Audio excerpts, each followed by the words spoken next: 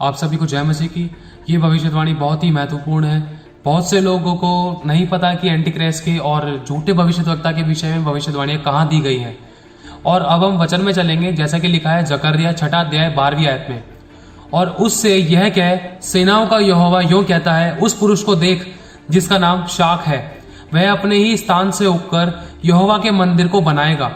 और यिर्मयाह 33:15 में लिखा है, उन दिनों में और उन समयों में मैं दाऊद के वंश में धर्म की एक डाल उगाऊंगा और वह इस देश में न्याय और धर्म के काम करेगा। यिर्मयाह 23:5 से लेकर 6 में लिखा है, यहोवा की यह भी वाणी है, देख ऐसे दिन आते हैं जब मैं दाऊद के कुल में एक धर्मी अंकुर लगाऊंगा और वह राजा बनकर बुद्धि से राज्य करेगा और अपने देश में न्याय और धर्म से प्रभुता करेगा। उसके दिनों में यहूदी लोग बचे रहेंगे और इजरायली लोग निडर बसे रहेंगे और यहोवा, उसका नाम यहोवा हमारी धार्मिकता रखेगा। ये जो भविष्यवाणी है ये प्रभु यीशु मसीह के लिए की गई थी, जो पूरी हो चुकी है। और एक और भविष्यवाणी जो हम पढ़ेंगे, जैसे कि लिखा है लूका 1 अध्याय 32वीं आयत में, वह महान होगा और परम प्रधान का पुत्र कहलाएगा और प्रभु परमेश्वर उसे उसके पिता दाऊद का सिंहासन उसको देगा। मतलब प्रभु यीशु मसीह खुद के सिंहासन पर नहीं, बल्कि वे दाऊद के सिंहासन पर बैठेंगे। और प्रभु यीशु मसीह की भविष्यवाणी के विषय में अलग अलग चिन्ह दिए गए हैं, जैसा कि अभी आपको बताया गया। जैसा कि लिखा है जकर्या 6 अध्याय 12वीं आयत में कहा गया है जिसका नाम शाख है, ये यीशु मसीह के बारे में कहा गया है। और यिर्मयाह 33:15 में बताया गया कि धर्म की एक डाल, ये भी प्रभु यीशु मसीह ही है। और यिर्मयाह 23:5 से लेकर 6 में बताया गया है कि कुल में एक धर्मी अंकुर लगाऊंगा। ये धर्मी अंकुर भी प्रभु यीशु मसीह के विषय में कहा गया है। और आगे पढ़ेंगे, और यीशु का मंदिर कोई पत्थर और मूर्ति वाला नहीं है। यीशु तो आपके और मेरे अंदर रहता है। यीशु किसी पत्थर और मूर्ति वगैरह के मंदिर को बनाने के लिए नहीं आया था। और वचन कहता है कि हमारा शरीर परमेश्वर की आत्मा का मंदिर है। और लिखा है, स्वर्ग मेरा सिंहासन और पृथ्वी मेरे चरणों की चौकी है, तुम मेरे लिए कौन सा घर बनाओगे और मेरे रहने का कौन सा स्थान होगा। और प्रभु यीशु मसीह का मंदिर आप और हम हैं, जिसे वो आकर अपने साथ लेकर जाएगा। लेकिन फिर ये भौतिक मंदिर के बारे में कहाँ लिखा है, तो आगे जानेंगे। जैसा लिखा है जकर्या 6 अध्याय 13वीं आयत से लेकर 15वीं आयत में। इस बात को ध्यान से सुनना, लिखा है, वही यहोवा के मंदिर को बनाएगा और महिमा पाएगा और अपने सिंहासन पर विराजमान होकर प्रभुता करेगा। मतलब ये खुद के सिंहासन पर बैठकर पूरे विश्व पर प्रभुता करेगा और अधिकार चलाएगा। जैसे कि लिखा है 2 थिस्सलुनीकियों 2 अध्याय 3 से लेकर 4 आयत में, किसी रीति से किसी के धोखे में ना आना, क्योंकि वह दिन ना आएगा जब तक धर्म का त्याग ना हो ले और वह पाप का पुरुष अर्थात विनाश का पुत्र प्रकट ना हो, जो विरोध करता है और हर एक से जो ईश्वर या पूज्य कहलाता है अपने आप को बड़ा ठहराता है, यहाँ तक कि वह परमेश्वर के मंदिर में बैठकर अपने आप को ईश्वर ठहराता है। और प्रभु यीशु मसीह खुद के सिंहासन पर नहीं बैठेंगे, बल्कि वे पिता दाऊद के सिंहासन पर बैठेंगे। जैसा कि लिखा है लूका 1 अध्याय 32वीं आयत में, वह महान होगा और परम प्रधान का पुत्र कहलाएगा और प्रभु परमेश्वर उसे उसके पिता दाऊद का सिंहासन उसको देगा। अब हम जानेंगे कि यह मंदिर कौन सा है, कैसे बनाया जाएगा। जैसे कि लिखा है जकर्या 6 अध्याय 13 से लेकर 15वीं आयत में, वही यहोवा के मंदिर को बनाएगा और महिमा पाएगा। यह भविष्यवाणी किसके बारे में हो रही है, इसको ध्यान से सुनना। और अपने सिंहासन पर विराजमान होकर प्रभुता करेगा। ये अपने सिंहासन पर होकर विराजमान होकर प्रभुता करेगा और उसके सिंहासन के पास एक याजक भी रहेगा। लेकिन हमारे यीशु मसीह तो खुद महायाजक है। यीशु मसीह याजक नहीं है, यीशु मसीह तो खुद बल्कि महायाजक है। और दोनों के बीच में मेल की सम्मति होगी।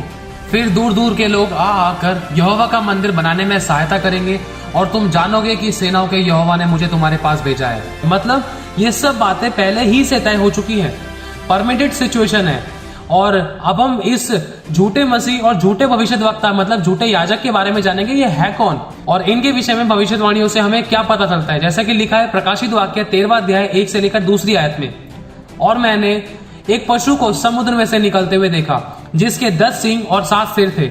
उसके सींगों पर 10 राजमुकुट और उसके सिरों पर परमेश्वर की निंदा के नाम लिखे हुए थे। और जो पशु मैंने देखा वह चीते की नाई था और उसके पांव भालू के से और मुंह सिंह का सा था। और उस अजगर ने अपनी सामर्थ और अपना सिंहासन और बड़ा अधिकार उसे दे दिया।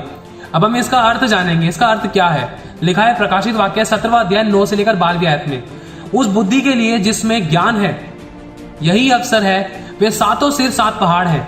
जो 7 सिर बताए गए हैं वो पशु जो समुद्र में से निकला है, वो समुद्र संसार को दर्शाता है। और वो 7 सिर बताए गए वो एक 7 पहाड़ हैं जिन पर वह स्त्री बैठी है। और वे 7 राजा भी हैं। जो 7 पहाड़ हैं, जो 7 सिर है वो 7 पहाड़ भी हैं। और जो 7 पहाड़ है उसे 7 राजा भी कहा जाता है। मतलब 5 तो राजा हो चुके हैं, एक अभी है, मतलब एक आ चुका है, एक है, और एक अभी तक आया नहीं है। और जब आएगा तो कुछ समय तक उसका रहना भी अवश्य है। और जो 10 सिंह तूने देखे हैं वे 10 राजा हैं जिन्होंने अब तक राज्य नहीं पाया, पर उस पशु के 7 घड़ी भर के लिए राजाओं का सा अधिकार पाएंगे। जब ये एंटी क्राइस्ट खड़ा होगा ना, तो उसके साथ साथ उन 10 राजाओं को भी, 7 राजाओं को भी अधिकार मिलेगा, उन 10 राजाओं को भी अधिकार मिलेगा। और लिखा है दानियेल की पुस्तक 7वां अध्याय 24 से लेकर 25वें आयत में। और उन 10 सिंहों का अर्थ यह है कि उस राज्य में से 10 राजा उठेंगे और उनके बाद उन पहलों से भिन्न एक और राजा उठेगा जो 3 राजाओं को गिरा देगा।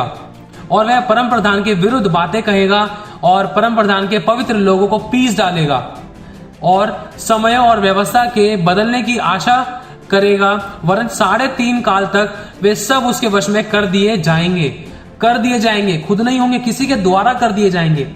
और प्रकाशित वाक्य 13 अध्याय 7वीं आयत में लिखा है, और उसे यह अधिकार दिया गया। किसको दिया गया इस बारे में जानेंगे, कि पवित्र लोगों से लड़े और उन पर जय पाए। और उसे हर एक कुल और लोग और भाषा और जाति पर अधिकार दिया गया। इसको स्वयं नहीं मिला, इसको दिया गया है किसी के द्वारा। तो अब हम जानेंगे कि उस झूठे मसीह को, जिसे हम एंटी क्राइस्ट कहते हैं, ये अधिकार कैसे दिए गए, ये सब उसके वश में कैसे कर दिए जाएंगे और कौन करेगा। अब इस वचन को एक बार आप सभी के लिए फिर से पढ़ देता हूं, क्योंकि इसमें एक भेद है। जैसे कि लिखा है जकरिया 6 अध्याय 13वीं आयत से लेकर 15वीं आयत में, वही यहोवा के मंदिर को बनाएगा और महिमा पाएगा और अपने सिंहासन पर विराजमान होकर प्रभुता करेगा। ये तो एंटी क्राइस्ट के विषय में आपको पहले ही बता दिया गया है। आगे लिखा है, और उसके सिंहासन के पास एक याजक भी रहेगा, जिसे झूठा भविष्यद्वक्ता कह सकते हैं। और दोनों के बीच में मेल की सम्मति होगी। ये वो झूठा भविष्यद्वक्ता है जो उस पाप के पुरुष विनाश के पुत्र एंटी क्राइस्ट, मतलब जो झूठा मसीह है, जो झूठा मसीह आएगा, उसके आगे बढ़ने में मदद और सहायता करेगा। ये झूठा भविष्यद्वक्ता उस एंटी क्राइस्ट को आगे बढ़ने में मदद और सहायता करेगा। इनके बीच में मेल की सम्मति होगी, इन दोनों के बीच में मेल की सम्मति होगी। तो ये किस प्रकार से सहायता करेगा, अब इस बारे में जानेंगे। जैसे कि लिखा है प्रकाशित वाक्य 13वां अध्याय 13 से लेकर 17वीं आयत में, और वह बड़े बड़े चिन्ह दिखाता था, यहां तक कि मनुष्यों के सामने स्वर्ग से पृथ्वी पर आग बरसा देता था। ये किसके बारे में कहा जा रहा है, ये झूठे भविष्यद्वक्ता के बारे में कहा जा रहा है, जो पृथ्वी का पशु है, जो पृथ्वी में से निकला है। और उन चिन्हों के कारण जिन्हें उस पशु के सामने दिखाने का अधिकार उसे दिया गया था, वह पृथ्वी के रहने वालों को इसी प्रकार भरमाता था। झूठा भविष्यद्वक्ता भरमा रहा है चिन्हों चमत्कार दिखा के, ताकि वो एंटी क्राइस्ट की ओर फिरे और उसकी छाप ले और उसके अनुसार करे, परमेश्वर की ओर ना जाए। कि पृथ्वी के रहने वालों से कहता था कि जिस पशु के तलवार लगी थी वह जी गया है, उसकी मूर्ति बनाओ। और उसने छोटे बड़े, धनी कंगाल, स्वतंत्र दास सब के दाहिने हाथ या उनके माथे पर एक एक छाप करा दी, कि उसको छोड़ जिस पर छाप अर्थात उस पशु का नाम या उसके नाम का अंक हो और कोई लेन देन ना कर सके। ये झूठा भविष्यद्वक्ता इसी तरह से उस एंटी क्राइस्ट के शासन करने में पूरी ताकत और अधिकार के साथ सहायता करेगा और शैतान के राज्य को स्थापित करने की पूरी कोशिश करेगा और कई तौर तरीके काम में भी लेकर आएगा। जैसे कि लिखा है 2 थिस्सलुनीकियों 2 अध्याय 9 से लेकर 12वीं आयत में, उस अधर्मी का आना शैतान के कार्य के अनुसार सब प्रकार की झूठी सामर्थ और चिन्ह और अद्भुत काम के साथ और नाश होने वालों के लिए अधर्म के सब प्रकार के धोखे के साथ होगा। जैसे कि लिखा है दानियेल की पुस्तक 11वां अध्याय 32 से लेकर 35वीं आयत में, और जो लोग दुष्ट होकर उस वाचा को तोड़ेंगे, कौन सी वाचा को, परमेश्वर की आज्ञा को, परमेश्वर की वाचा को। परमेश्वर ने कहा, यीशु ने कहा, जो अंत तक धीरे धरे रहेगा उद्धार उसी का होगा। और जो लोग परमेश्वर की वाचा को तोड़ेंगे उनको वह चिकनी चुपड़ी, कौन, वो झूठा भविष्यद्वक्ता एंटी क्राइस्ट भी, ये चिकनी चुपड़ी बातों में उनको भरमाएंगे। और लिखा है चिकनी चुपड़ी बातें कह कहकर भक्तिहीन कर देगा, परंतु जो लोग अपने परमेश्वर का ज्ञान रखेंगे वे हिया बांधकर बड़े बड़े काम करेंगे।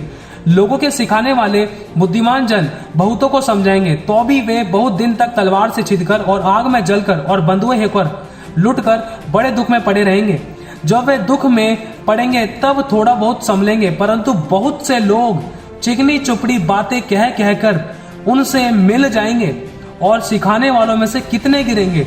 इसीलिए गिरने पाएंगे कि वे जांचे जाएं और निर्मल और उजले किए जाएं। यह दशा अंत के समय तक बनी रहेगी, क्योंकि इन सब बातों का अंत नियत समय में होने वाला है। और दानियेल 11 का 39 में लिखा है कि उस पराये देवता के सहारे वह अति दृढ़ गढ़ से लड़ेगा, और जो कोई उसको माने वह बड़ी प्रतिष्ठा देगा।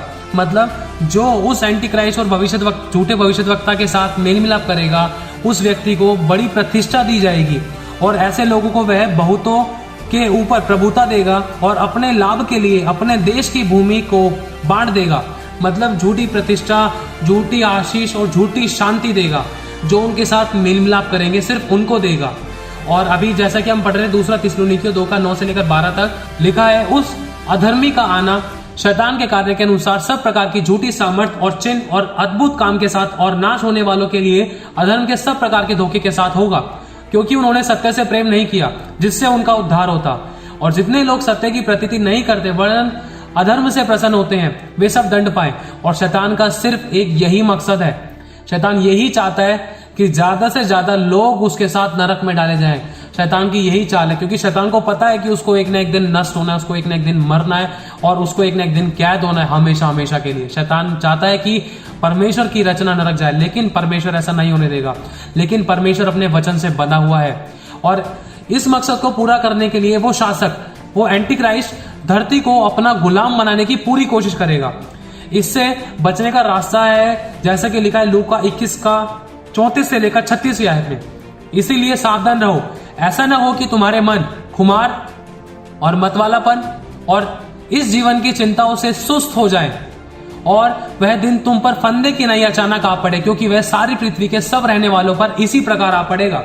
इसीलिए जागते रहो और हर समय प्रार्थना करते रहो कि तुम सब आने वाली घटनाओं से बचने और मनुष्य के पुत्र के सामने खड़े होने के योग्य बनो।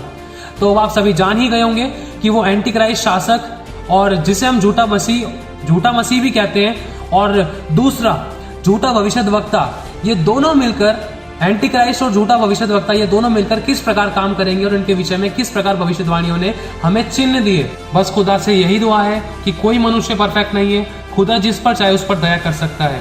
प्रभु परमेश्वर हम सब पर अनुग्रह करे और अपने वचन और अपनी प्रतिज्ञाओं को, अपनी वाचाओं को जो परमेश्वर ने हमारे पूर्वजों से बांधी है, उसको याद करें, और हम सबको नरक से अधोलोक से बचा ले। प्रभु हम सब पर दया करके स्वर्ग अनंत काल का जीवन दे और हमें अपने पास रख ले, क्योंकि सब कुछ परमेश्वर के वश में है और परमेश्वर हम सबसे बड़ा है। प्रभु आप सभी को आशीष दे, और ये सभी वचन आपको नीचे डिस्क्रिप्शन में दे दिए जाएंगे। परमेश्वर का आत्मा आपकी मदद करे।